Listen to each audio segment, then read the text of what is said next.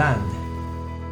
It is where we wander around endlessly in search of new horizons, where we gather food to support our everyday life, where we live and die in. It is where we can call our home. This land beneath us has been around ever since the dawn of man, and it has become the main sustenance in which we get our nutrients from. The blessings we receive from our rich soils and to the homes we've managed to build on strong foundations have all been possible due to the land surrounding us, supporting us, and sheltering us.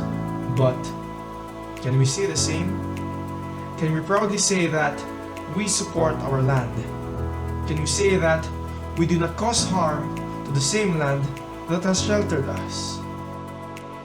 The world we know and love consists of producers, consumers, and decomposers, all of which plays a huge part in our environment. But have you heard about invasive species?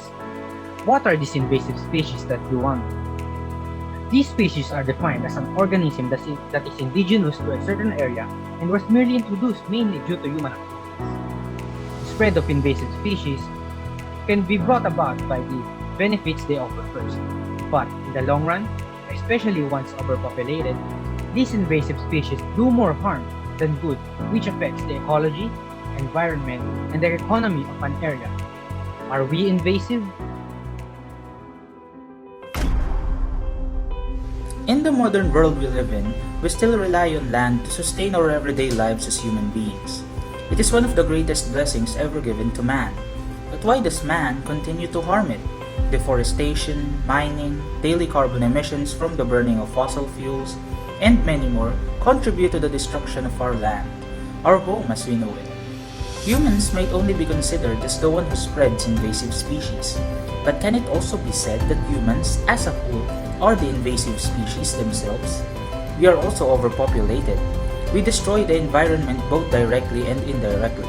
The facts are at our doorstep. We are not healthy for the land we live in. But what can we do? Can we redo our mistakes? Can we remake the earth we live in? The answer is no, we cannot.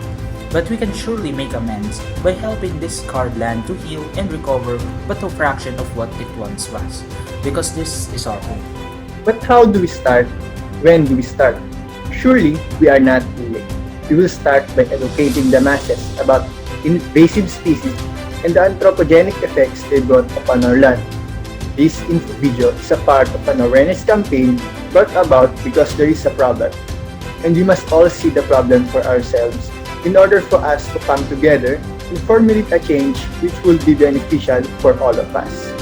Nationality, gender, race, or age, none of this matters because we are all equal when it comes to fighting for the land that has sustained us for countless generations. Remember, we are all affected, so we must all make a stand now rather than regret it later. The main point of this info video is the sedimentary cycle. In retrospect, it can be called sedimentary cycles as there are many types of it, one of which is what we will discuss later, which is the phosphorus cycle. Other examples of it include iron, calcium, sulfur, and other more earthbound elements. But if we must generally define it, it is a cycle in which it compromises the weathering of an existing rock, then followed by the erosion of minerals, their transport, and lastly, their burial. As there are too many sedimentary cycles, we will only gloss over as to what generally happens in these cycles. Like I had stated, the first step in the sedimentary cycle is the weathering of an existing rock, in which the rock breaks down through either water, ice, acids, animals, salts, plants, and changes in temperature. This is then followed by the erosion of minerals and their transportation, and then lastly, their burial. As with any other cycle, the sedimentary cycles can also be disrupted. One cause of these disruptions are human activities, in which activities such as polluting, oil spills, and other harmful human activities disrupt the sedimentary cycles. In order to understand more on the effects of disrupting a sedimentary cycle, we will be discussing the phosphorus cycle. Let's discuss the phosphorus cycle. The phosphorus cycle is a biogeochemical process that involves the movement of phosphorus through the lithosphere, hydrosphere, and biosphere. It has four main steps, including weathering, absorption by plants, absorption by animals, and the return to the environment through decomposition. In weathering, phosphorus is found within rocks. The phosphate salts within the rocks are broken down into phosphorus, which will then be washed away into the ground and mixed in the soil. As the phosphate salts dissolve in the water, they will be absorbed by plants. An animal will then absorb the phosphorus by either consuming plants or consuming plant-eating animals. When the plants and animals die, they will decompose by microorganisms. As they decompose, the organic form of phosphorus within them will be converted into inorganic phosphorus to be absorbed by the soil and water. Soil and water will end up in sediments and rocks, which will again release phosphorus by weathering. Thus, phosphorus cycle will start over. Different human activities affect the phosphorus cycle, and one of the most common is by the use of fertilizers. Fertilizers contain phosphorus to serve as nutrients for the plants. The problem that results from this is the overuse of fertilizers, and having a high level of fertilizer in the soil reduces its fertility and causes harm to the microorganisms. And when the phosphorus is then washed away into the nearby bodies of water, it causes eutrophication, which leads to algae growth. This will then form algae blooms that are toxic to the aquatic system. Eutrophication is not just harmful to the aquatic system, but it is also detrimental to us humans. It contributes to the spread of gastrointestinal and dermatological diseases and also conjunctivitis. It also pollutes the water due to the abundance of different inorganic chemicals such as ammonia, nitrates, and hydrogen sulfide. Are we invasive?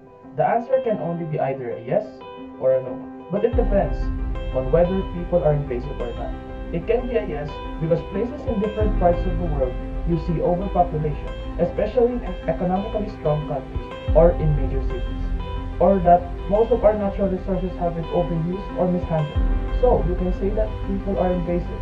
Maybe even the extinction of a lot of animals is the reason for humans being invasive. There are also other reasons that people are not invasive. Maybe because the cycle of living and dying is slowed down, or more people have been migrating major cities or countries for more opportunities to earn money, not these other places being underpopulated. Or maybe we just have not discovered other ways of sustaining our natural resources such as soil, coal, and forestry. In conclusion, people can obtain research. It is for you to decide, which is rich, but if we cannot sustain our resources as soon as possible and the population is growing and growing until there is normal space on the earth to live a good and comfortable life, then we can say that humans are in